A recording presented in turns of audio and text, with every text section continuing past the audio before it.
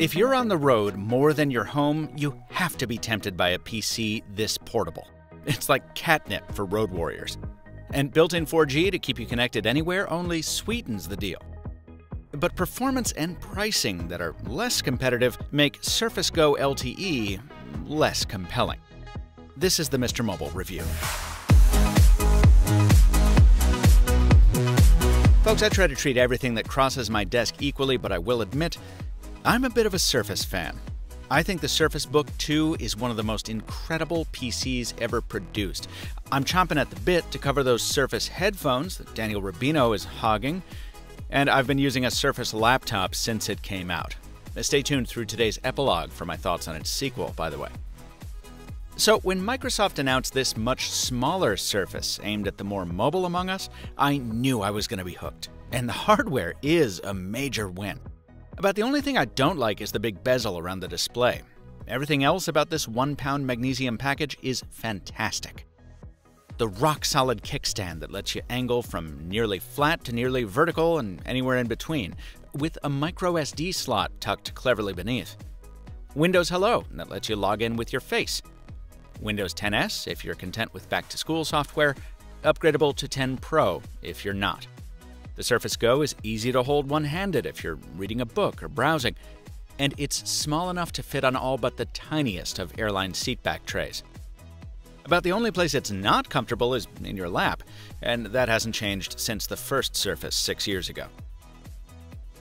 Now, there's a reason I didn't review the Surface Go when it launched last summer. I wanted to wait for this LTE version, which just landed recently. While not everyone needs a built-in 4G modem, it's one of those things that once you have it, you wonder how you lived without it. At the Qualcomm Tech Summit, I was in a room with 350 people, all of us being served by the same overworked Wi-Fi. In that kind of environment, even hotspotting from my phone was a dicey proposition, so I turned on the Surface's cellular connection and my problems evaporated. And you don't need to be in a conference setting. Say you're at the airport or at a coffee shop working on sensitive documents and you're just not sure how secure the Wi-Fi is? Well, with this, you don't need to think about it. With built-in 4G, you just connect and go, assuming you're willing to pay for it. If all this sounds familiar, you may have caught my review of the first always-connected PC. Those are the Snapdragon-powered laptops with always-on data connections. While those first AC PCs were dogged by sluggish performance, what you got in exchange was incredible endurance. Windows Central just reviewed a Lenovo AC PC that set a new record for the longest battery life the site has seen, around 15 hours of continuous use. Why do I bring that up? Because the Surface Go, with its Intel Pentium Gold processor and tacked-on LTE modem, does not have great battery life. In fact, if you leave 4G turned on and favor the sportier side of the performance slider, you'll be looking at about 4 hours of continuous use between charges. Now, of course, that'll fluctuate depending on who you are, but I was pretty power conscious when I put it through its paces.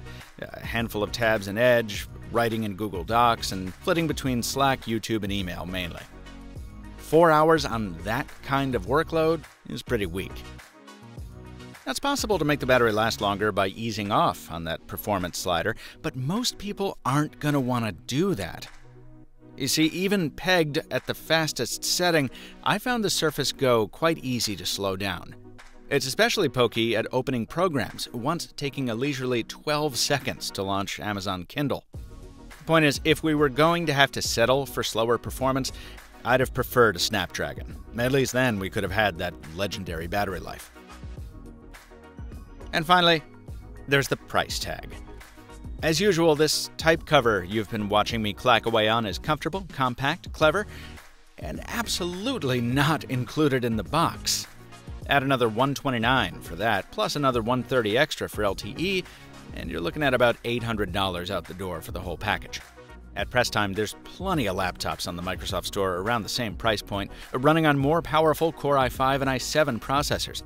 And that Lenovo C630 I mentioned is $100 cheaper. I continue to love the Surface Go for that portable package, and it does nail many other factors. I mean, the display is beautiful, pen support is here if you want to shell out another hundo, the speakers are front-firing, And yeah, it sure does seem like Dave 2D was right about this webcam. It's better looking than most.